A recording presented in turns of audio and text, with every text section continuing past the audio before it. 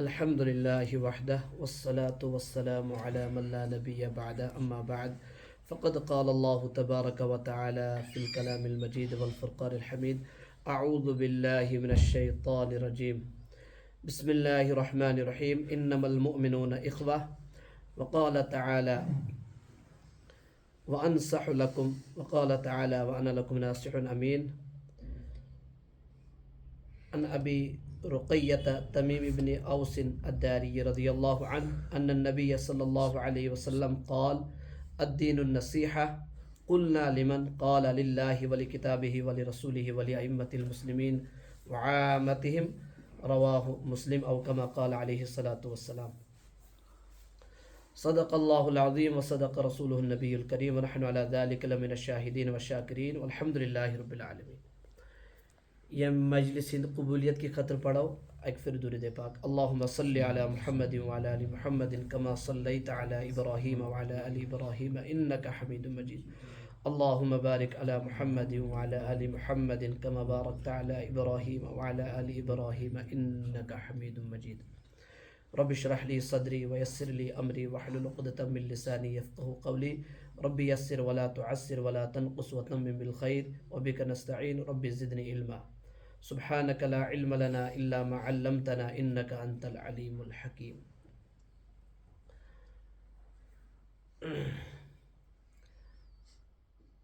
ہر جمعرات کو یہ جمعہ کو مغرب کی نماز کے بعد تھوڑی دیر یہاں پر یہ مجلس ہوتی ہے، دینی مجلس. اللہ ہم سب کا بیٹھنا قبول فرمائے، کہنا سننا قبول فرمائے اور پھر عمل کی توفیق بھی نصیب فرمائے.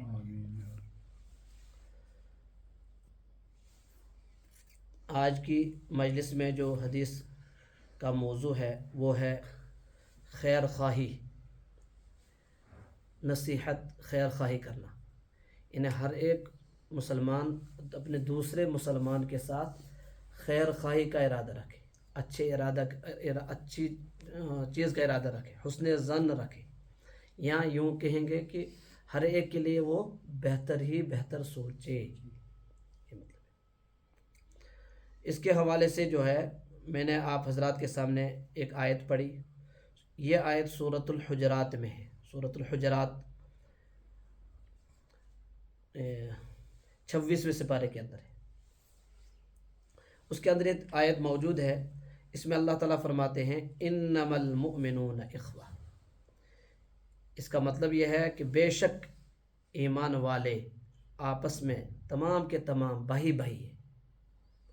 ظاہر سی بات ہے جب اللہ نے صاف الفاظ میں بتا دیا کہ ایمان والے جتنے بھی ہیں سب آپس میں بھائی بھائی لگتے ہیں کلمے کی بنیاد پر، ایمان کی بنیاد پر، توحید کی بنیاد پر، تو بھائی بھائی کہنے کی کیا وجوہات ہیں؟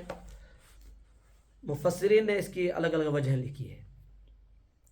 ایک وجہ یہ بھی لکھی کہ جو چیز جو ہے ایمان والوں کو، مسلمانوں کو آپس میں بہی بہی بنا رہی ہے، جس چیز کی وجہ سے بہی قرار دیے گئی ہے، وہ ایک ہی چیز ہے جو مشترک ہے ہمارے درمیان، ایک ہے، وہ ہے کلمہ. چاہے ایک مسلمان اگر کشمیر کا ہے، دوسرا اگر پنجاب کا ہے، تو کشمیر کا مسلمان پنجاب کے مسلمان کا بہی ہے. وجہ ہے کہ کیوں ہے بھائی یہ تو کشمیر میں رہتا ہے، وہ پنجاب میں رہتا ہے. جواب یہ ہے کہ کیونکہ کلمہ جو ہے نا وہ دونوں کا ایک ہی ہے. چاہے وہ دنیا کے کسی کونے میں بھی بستا ہو. تو پتہ چلا جو اللہ نے کہا کہ ایمان والے بھائی بھائی ہیں، اس کی وجہ یہ ہے کہ ایمان، کلمہ. دوسری وجہ یہ بتائی ہے مفسرین نے، محدثین نے، وہ یہ کہ جو اصل چیز ایمان ہے اس کی پیدائش گاہ جہاں سے پیدا ہوا ہے وہ ہے رسول پاک صلی اللہ تعالی علیہ وسلم کی ذات مبارک. کیونکہ اللہ نے ہماری ہدایت کے لیے اپنے حبیب صلی اللہ علیہ وسلم کو بھیجا. انہوں نے جو ہے ہمیں اللہ کا تعارف کرایا اور اپنی نبوت اور رسالت کا بتایا. ہم نے اللہ کو مانا ان کی وجہ سے، ان کے بتانے کی وجہ سے، اور ہم نے ان کی نبوت اور رسالت کو مانا، اللہ نے ان کو نبی اور رسول بنائی اس وجہ سے. تو پتہ چلا ہم نے نبی کو جو نبی مانا ہے، رسول مانا ہے، اور اللہ کو اللہ مانا ہے، اس وجہ سے ہم ایمان والے ہیں. تو یہ جو اصل چیز آئی کہاں سے؟ یہ اللہ کے نبی صلی اللہ علیہ وسلم کی ذات مبارک سے آئی. تو اصل جو پیدائش گاہ ہے وہ اللہ کے حبیب صلی اللہ علیہ وسلم ہے. لہذا اس اعتبار سے محدثین فرماتے ہیں اللہ کے نبی صلی اللہ علیہ وسلم پورے کائنات کے مسلمانوں کے روحانی باپ ہیں، روحانی باپ. اور ازواج مطہرات جو نبی رحمت صلی اللہ علیہ وسلم کی جو ہے ازواج ہیں، بیویاں ہیں، وہ پورے مسلمانوں کی روحانی مائیں ہیں. تو اللہ کے حبیب ہمارے باپ ہوئے روحانی، اور ان کی بیویاں ہماری مائیں ہوئی، تو ہم ان کی اولاد ہیں. تو ہم ساری ان کی اولاد ہیں، جتنے بھی کلمے والے ہیں، تو ہم کیا ہوئے آپس میں؟ بھائی بھائی. تو محدثین نے جو ہے اس آیت کی تفسیر اس انداز سے کی ہے. اور یہ تو ہو گیا کہ اس آیت کے ذریعے سے مفسرین نے معنی نکالے کہ کس طریقے سے ہم آپس میں بھائی بھائی. ایک اور وجہ بتائیے، وہ تو سیدھا حدیث میں ہی ہے کہ اللہ کے حبیب صلی اللہ علیہ وسلم نے فرمایا، بخاری مسلم میں روایت ہے، فرمایا المومنون کرجل واحد، المومنون کرجل واحد، ایمان والے سارے ایمان والے آپس میں ایک آدمی کی طرح ہیں، ایک آدمی کی طرح ہے. آگے مثال ہے، فرمایا انشتکا عینہ انشتکا کلو. اگر ایک آدمی کی آنکھ میں درد ہوتا ہے تو اس کا سارا بدن درد محسوس کرتا ہے، کیونکہ وہ آنکھ اسی بدن میں ہے، اس آدمی کے بدن پر ہے. اور اسی طریقے سے انشتکا راسہ انشتکا کلہ، اگر انسان کے سر پہ درد ہوتا ہے تو پورا بدن درد محسوس کرتا ہے. تو ایمان والا، اگر ایک ایمان والا پریشان ہوگا تو پریشانی دوسرے ایمان والے کو ہو جانی چاہیے، بے چین ہو جانا چاہیے کہ میرا ایمان والا، کلمے والا مسلمان کسی بھی کونے میں رہتا ہو وہ پریشان ہے، لہذا مجھے جو ہے اس کی پریشانی میں اپنی پریشانی سمجھتا ہوں، اس کا دکھ میں اپنا دکھ سمجھتا ہوں. تو فرمایا اس طریقے سے آپس میں ایمان والے ہونے چاہیے. شیر و شکر اس کو بولتے ہیں نا، وہ رہنا ہے ان کو. کیوں؟ کیونکہ حدیث میں کہا گیا کہ سارے ایمان والے ایک آدمی کی طرح ہیں. تو ایک آدمی کی طرح تبھی تو ہوں گے جب یہ ایک دوسرے کا درد محسوس کریں گے، ایک آدمی کا دکھ محسوس کریں گے، ایک آدمی کی مدد ایک دوسرے کی کیا کریں گے، مصیبتوں میں پریشانیوں میں کام آئیں گے. مگر بدقسمتی سے ونکس الٹ بعضے تیوت غیر مسلم مسلمان ستاون یوتا اخ ہمسائے مسلمان بیکس ہمسایہ ستاون. بلکہ بعض مرتبہ بوئے مسلمان پن سکھ بوئے ستاون، سکا بھائی سکے بھائی سے پریشان ہوتا ہے. سوچ دپن کہ بوجھ دپن یہ ون خطر سو مجبور کہ میں اس اپنے بھائی کے ساتھ میں کیوں رہ رہا ہوں، میں اپنا یہاں سب کچھ بیچ باج کر کہیں اور کیوں نہیں چلا گیا کسی اجنبی شہر میں. تو یہاں تو ایمان والوں کو دوسرے ایمان والوں کے ساتھ خیر خواہی کرنے کا حکم ہے. پھر اپنا جو ایک ہی شکم سے دو بیٹے پیدا ہوئے ان کو کس طریقے سے رہنا چاہیے، ہے نا. تو پتہ چلا ایک ایمان والے سے ایک ایمان والے کو دوسرے ایمان والے سے شکایت نہیں رہنی چاہیے. تو وہ کب نہیں رہے گی شکایت؟ جب آپس میں ایک دوسرے کے حقوق ادا ہوں گے، کہ ہر مسلمان کی یہ کوشش ہو کہ میری وجہ سے دوسرے کو تکلیف نہ ہو. حالانکہ اس کا الٹا ہوتا ہے، ہر جگہ الگ الگ طریقے ہیں تکلیف دینے کے. سٹی میں لے لو آپ، اگر ہم یہاں اپنے شہر کی بات کریں گے، اگر کہیں گاڑی بھی پارک کرنی ہوتی ہے ہم اس جگہ پر کرتے ہیں جہاں پر 10 گاڑیاں پھنس جاتی ہیں راستے میں. اگر ایمبولنس ہو، اگر کوئی اور پریشانی ہو، نکلنا مجبوری میں ہے، کسی کی فلائٹ ہے، کسی کی ٹرین ہے، کسی کو پیشنٹ ہاسپٹل میں ہے، وہاں پوچھنا ہے، اب نے گاڑی لگا دی ایسی جگہ پر جہاں پر 10 آدمی پریشان ہو گئے اور وہ بالکل زبردست ایمرجنسی میں تھی، اور میں مسجد میں نمازیں پڑھ رہا ہوں، گاڑی لگائی میں نے. تو یہ تکلیف ہے. اس سے بہتر تھا اس کو جو ہے کسی مسلمان کی تکلیف کو پہلے دور کرتا، اس کے بعد نماز پڑھتا. یہ جو نماز پڑھنے آیا ہے اور اس کی وجہ سے 10 ایمان والے کیا ہو رہے ہیں، یا غیر ایمان والے بھی ہوں، ایذا اور تکلیف تو کسی کو دینے کی اجازت، کیونکہ ہمارا اسلام، ہمارا کلمہ تو ہمیں سکھاتا ہی نہیں کسی کو تکلیف دینا، ہے نا. تو بہرحال اس حدیث میں اس طریقے سے. اچھا ایک اور لمبی حدیث ہے، اس حدیث کے آخر میں فرمایا کہ کونوا عباد اللہ اخوانا. اللہ کے حبیب نے فرمایا ایک لمبی حدیث بیان کر کے، اے ایمان والو تم سب آپس میں بھائی بھائی بن کر رہو، بھائی بھائی بن کے رہو.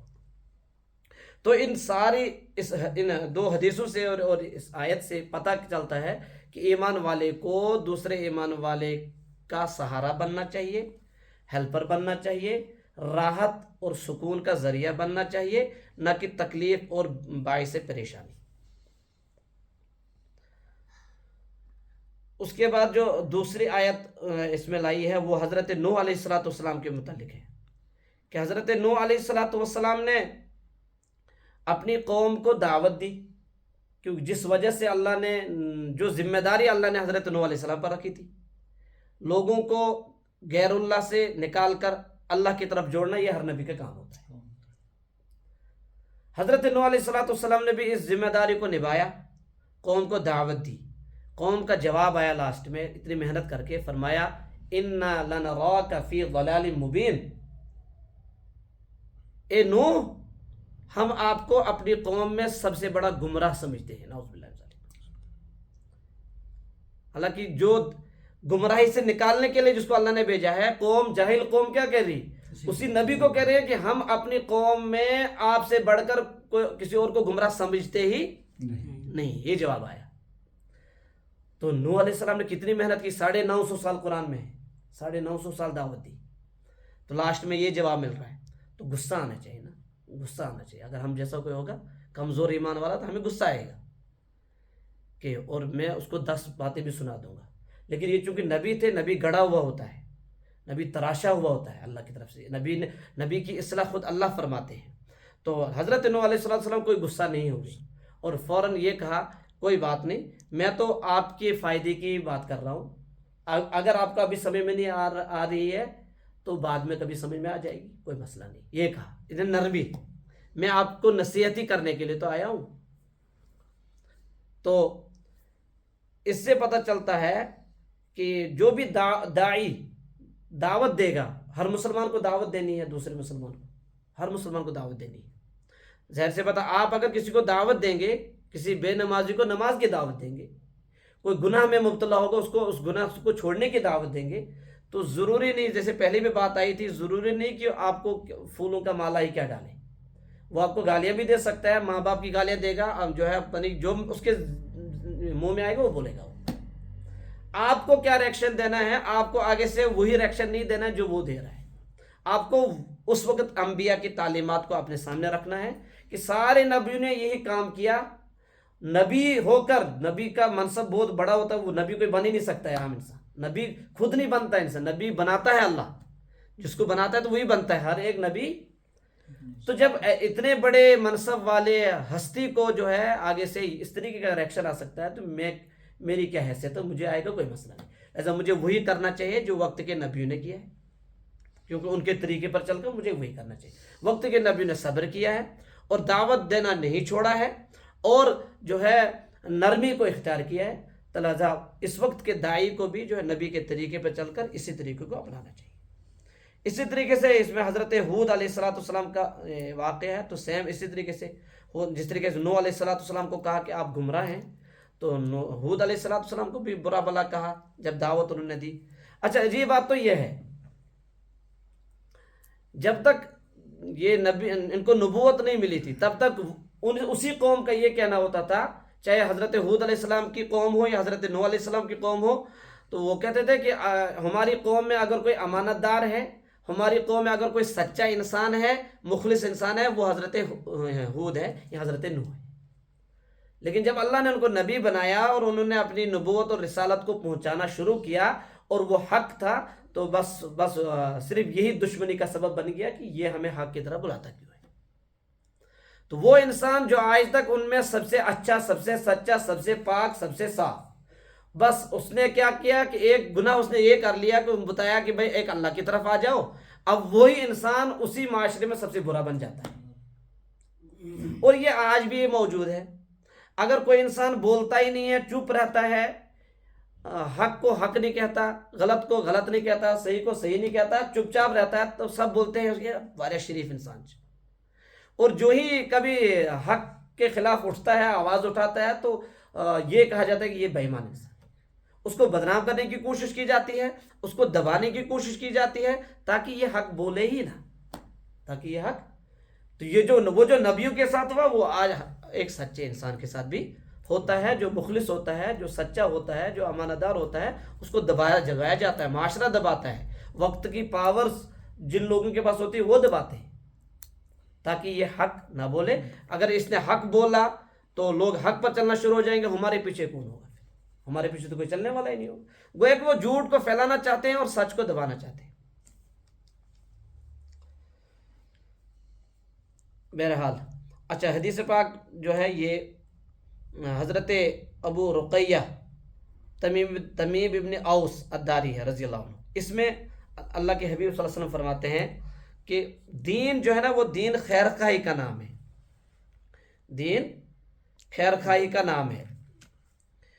یہ جو النصیحہ لفظ ہے، علامہ ابن حجر عسقلانی رحمۃ اللہ علیہ بہت بڑے محدث ہیں، وہ فرماتے ہیں کہ یہ النصیحہ لفظ جو ہے تمام عرب، یہ عربی زبان ہے، تو عرب لوگوں کے متعلق فرماتے ہیں کہ تمام عرب کے لوگ ابھی تک النصیحہ کا ترجمہ نہیں کر پائے، اس کا حقیقی جو ترجمہ بنتا ہے وہ نہیں کر پائے۔ اچھا، علامہ نووی رحمۃ اللہ علیہ فرماتے ہیں کہ عام طور پر جو اس کا ترجمہ کیا جاتا ہے اردو میں، وہ کیا جاتا ہے خیر خواہی، خیر خواہی، بلائی چاہنے والا، خیر چاہنے والا، اچھائی چاہنے والا، عموماً یہ معنی کیا جاتا ہے۔ تو حدیث میں الدین النصیحہ، دین خیر خواہی کا نام ہے، تو مطلب یہ ہو جائے گا کہ اس کو دین ماننے والے کو، دین دار کو ہر ایک کے ساتھ خیر کا ارادہ رکھنا چاہیے۔ مثلا اگر آپ کو کوئی سلام کرتا ہے تو اس کے ساتھ خیر خواہی یہ ہے کہ آپ اس کے سلام کا جواب دو۔ اگر کوئی بیمار ہو جاتا ہے، اس کے ساتھ خیر خواہی یہ ہے کہ آپ اس کی عیادت کرو۔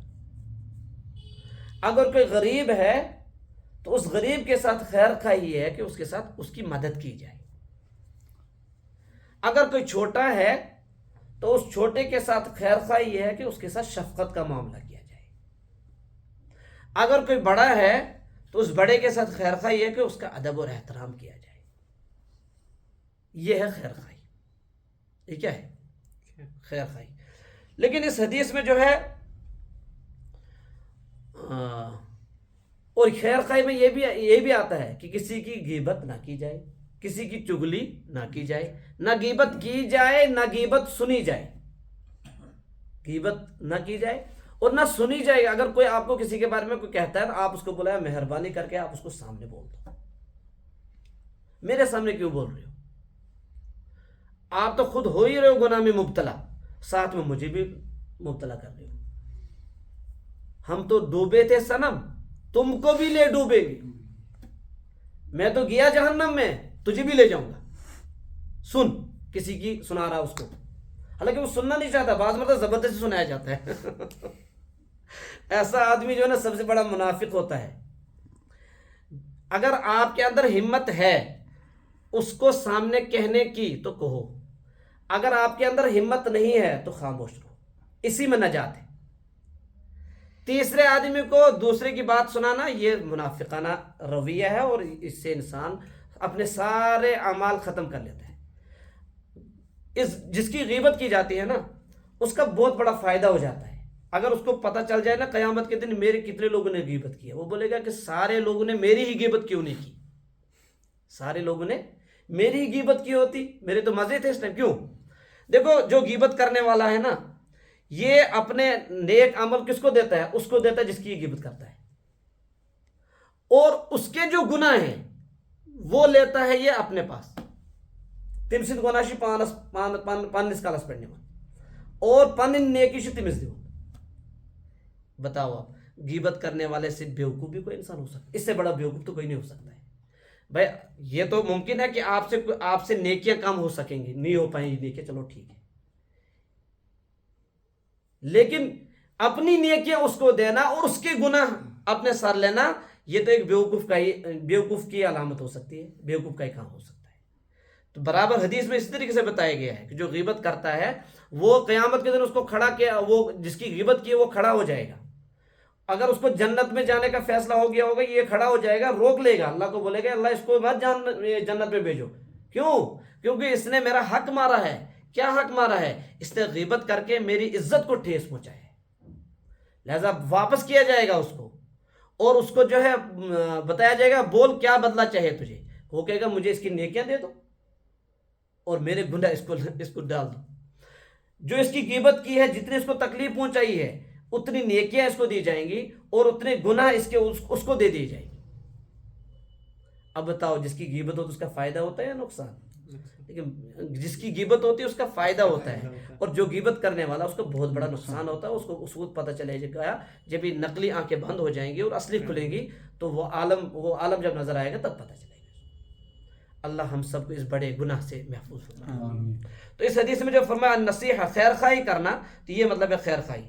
تو جب اللہ کے نبی نے فرمایا دین خیر خواہی کا نام ہے تو صحابہ نے فوراً پوچھا یا رسول اللہ صلی اللہ علیہ وسلم لمن، کس کے لیے خیر خواہی ہو؟ تو اللہ کے حبیب فرما رہے کس کے؟ للہ، اللہ کے لیے خیر خواہی ہو۔ اللہ کے لیے خیر خواہی، اللہ کے ساتھ خیر، اگر نہیں بھی کرے کوئی خیر خواہی اللہ کے ساتھ، اللہ کی عزت میں کوئی کمی تھوڑی ہوگی، اللہ محتاج تھوڑی ہے ہماری خیر خواہی کی، لیکن اللہ کے ساتھ خیر خواہی کا مطلب یہ ہے کہ اللہ پر ایمان لایا جائے، اللہ کی ذات اور صفات کو مانا جائے، اور اللہ کے احکام، اللہ کے حکم پر چلا جائے، اور اللہ نے جن کاموں سے روکا ان سے رکا جائے، یہ اللہ کے ساتھ خیر خواہی کا معاملہ ہے۔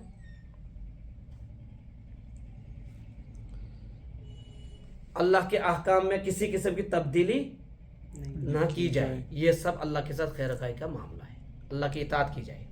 اچھا، رسول کے دوسرے نمبر پر فرمایا ولی رسول ہی، اور اللہ کے رسول کے ساتھ خیر خواہی کی جائے، انہیں اللہ کی نبوت، اللہ کے نبی کی نبوت اور اللہ کے نبی کی رسالت، انہیں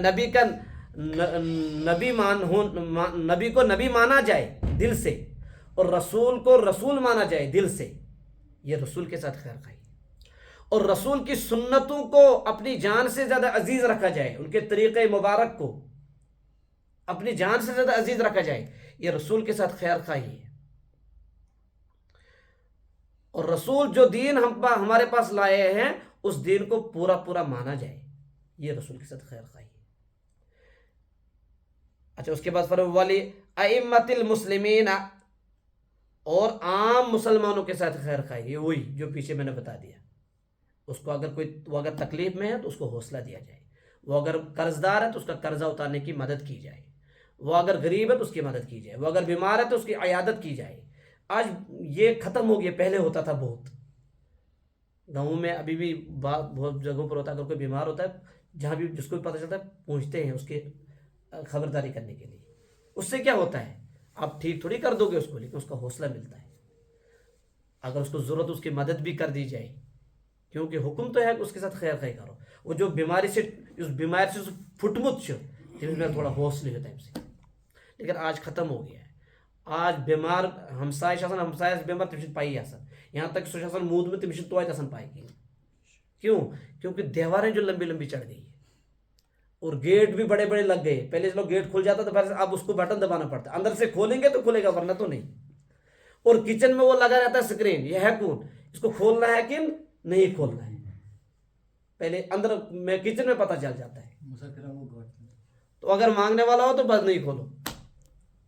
بہرحال، اور فرمایا کہ عام مسلمانوں کے ساتھ خیر خواہی کا یہ مطلب ہے، وعامتہم، جو مسلمانوں کے حکمران ہیں ان کے ساتھ خیر خواہی، لیکن مسلمانوں کے حکمران جو شریعت پر چلنے والے ہوں، جو شریعت کے مطابق فیصلہ دینے والے ہوں، ان کے ساتھ خیر خواہی کا مطلب یہ ہے کہ ان کی بات کو مانا جائے، ان کی اطاعت کی جائے۔ جیسے خلافت کا معاملہ جو ہوتا تھا، حضرت خلیفہ اول حضرت ابوبکر صدیق، خلیفہ ثانی حضرت عمر فاروق، خلیفہ ثالث حضرت عثمان غنی، خلیفہ چہارم حضرت علی کرم اللہ وجہ۔ تو اس طریقے سے بعد میں جو اسلامی دور تک جو خلیفہ رہے ہیں ان کی بات کو مانا جائے، ان کی اطاعت کی جائے۔ ہاں، کوئی خلیفہ، کوئی امیر، کوئی بادشاہ اگر دین کے خلاف کوئی حکم دیتا ہے، اللہ اور اللہ کے رسول کے طریقے کے خلاف دیتا ہے، تو اس کو ماننے کی اجازت نہیں ہے، اس کی خلاف ورزی کر سکتے ہیں، لیکن بغاوت پھر بھی نہیں کر سکتے۔ اگر وقت کا حکمران کافر بھی ہے، اس کی بھی بغاوت نہیں کرنے کی اجازت نہیں ہے، بالکل باغی ہو جانا، کھلے عام جو ہے الگ ایک مہم چلانا اور اس کی بغاوت کرنا، یہ اس کی اجازت نہیں ہے۔ ہاں آپ اختلاف رکھ سکتے ہیں اپنی جگہ، ٹھیک ہے، دل میں آپ کو اس کے ساتھ کوئی رغبت نہیں ہے، کوئی محبت نہیں ہے، ٹھیک ہے، اس کے کاموں سے آپ کی نفرت ہے، ٹھیک ہے، لیکن کھلم کھلا بغاوت نہیں کر سکتے ہیں آپ، اس کی اسلام اجازت نہیں دیتا ہے۔ یہ تھا، یہ مسلم شریف کی روایت تھی۔